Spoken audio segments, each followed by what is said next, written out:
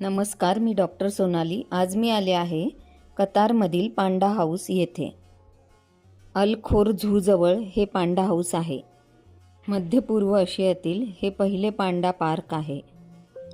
चीनने कतारला मैत्रीचे प्रतीक म्हणून सुहेल आणि थुराया हे दोन पांडा बक्षीस म्हणून दिले आहेत।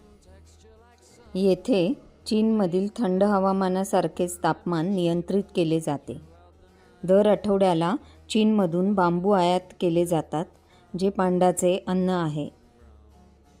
पांडा हा प्राणी सतत बांबू खातो आणि आम्ही बघताना तर आम्हाला तो सतत बांबू खातानाच दिसला। येथे मुलांसाठी काही ॲक्टिव्हिटी, नंतर खरेदी करण्यासाठी दुकान असे सर्व आहे। येथील कलाकाराने माझ्या मुलाच्या गालावर सुंदर असा पांडा काढून दिला। कतारमध्ये गेलात तर या पांडा हाऊसला भेट द्यायला विसरू नका। अतिशय छान असे ठिकाण आहे।